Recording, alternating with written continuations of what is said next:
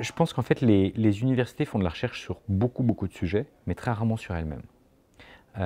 Et donc, dans un monde qui change, on peut faire de la recherche sur comment les technologies évoluent, sur comment la médecine évolue, sur comment les transports évoluent, sur comment les moyens de communication évoluent, mais il n'y a pas de raison qu'on ne fasse pas de la recherche sur comment l'université évolue.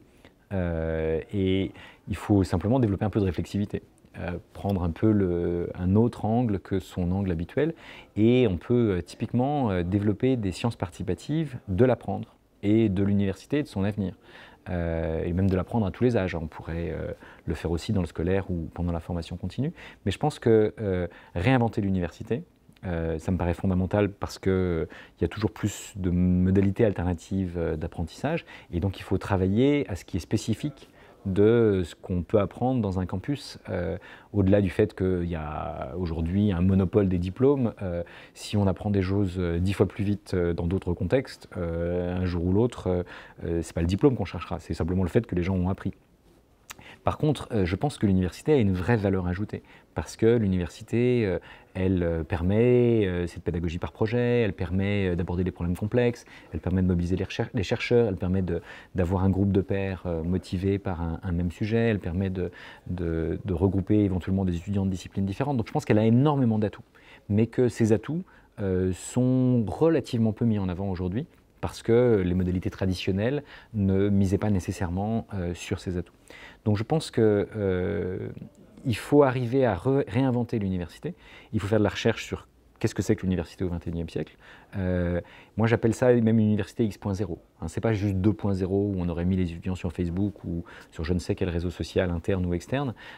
C'est une université où chaque génération d'étudiants et d'enseignants-chercheurs s'interroge sur qu'est-ce qu'on a réussi cette année, qu'est-ce qu'on aurait aimé mieux réussir, qu'est-ce qu'on aurait aimé faire différemment, et de le documenter, de se dire, mais et l'année prochaine, on va faire quoi? Comment est-ce qu'on va, fort des enseignements de ce qui s'est passé cette année, fort de ce qu'on a appris individuellement et collectivement, on va éventuellement inventer autre chose demain? Et je pense que la créativité des étudiants, leur capacité à faire ensemble des choses qu'ils ne peuvent pas faire seuls, peuvent permettre aux universités de se transformer. Mais ça suppose d'écouter ces étudiants. Et il y a des sondages régulièrement sur ce genre de sujet. Il y en a un d'entre eux qui demandait aux 15-30 ans s'ils considéraient que le système éducatif devait évoluer, et la réponse était oui à 95%. Donc on voit bien que les jeunes se rendent compte de la différence entre le possible et l'existant dans le contexte éducatif et universitaire, et néanmoins on les interroge rarement sur qu'est-ce qu'on pourrait faire différemment. Non pas pour leur donner les clés du camion, dans une logique purement consumériste, mais pour essayer de réfléchir avec eux à qu'est-ce que chaque génération peut apporter dans la réinvention de l'université.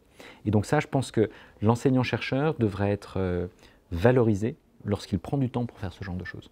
Aujourd'hui, sa carrière dépend pour l'essentiel de ses publications scientifiques dans sa discipline, dans sa section du CNU, beaucoup plus que de sa capacité à sortir des dominantes disciplinaires, à monter des projets interdisciplinaires avec d'autres collègues et à inviter les étudiants à réinventer l'université. Donc ça, je pense que ça doit changer. On doit créer, moi j'ai tendance à appeler ça une académie des mentors. On a parlé du mot de mentor à plusieurs moments. Le premier mentor de l'histoire, c'était Monsieur Mentor. Et Monsieur Mentor, c'était le mentor de Télémaque. Télémaque, vous savez, dans l'Odyssée, le fils d'Ulysse a tout un tas d'aventures, et il bénéficie de ce mentor qui n'est en fait autre que Athéna, la déesse de la science et de la sagesse, qui s'est incarnée dans Mentor. Donc en fait, un bon mentor, c'est quelqu'un qui est inspiré par ce genre d'illustre héritage et qui fait tout ce qu'il peut pour accompagner l'étudiant dans son projet, l'étudiant individuellement et collectivement, comment est-ce qu'on accompagne la nouvelle génération à progresser. Et aujourd'hui, on peut faire ça très bien et n'avoir juste aucune reconnaissance. Et donc ça, c'est juste pas normal. Et donc je pense que de même qu'il y a des doctorats honoris causa qu'on peut avoir. Il devrait y avoir des mentorats honoris causa.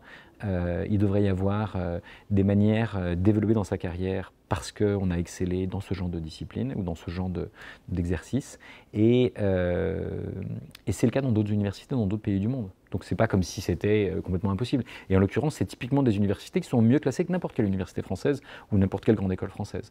Donc c'est des universités qui simplement ont compris que l'excellence, c'était pas simplement l'excellence de la recherche, c'était aussi l'excellence de la pédagogie, et qu'en fait les deux étaient profondément liés.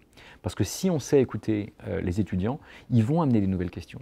Ils vont amener des nouveaux projets et ça va éventuellement faire évoluer, y compris la recherche. Et on va avoir dans nos labos, dans des projets de sciences participatives, des activités qu'on n'aurait pas imaginées autrement. Et donc cette capacité à repenser non seulement nos enseignements, mais aussi notre manière de faire de la recherche et notre manière de nous ouvrir à la société, ces trois missions essentielles des universités, je pense qu'on a tendance à les séparer les unes des autres et à n'en évaluer qu'une. Donc évidemment, le système n'est pas équilibré. Par contre, je pense qu'on devrait évaluer les trois et qu'on devrait inciter les chercheurs, les enseignants-chercheurs et les étudiants à penser les liens entre les trois à la fois.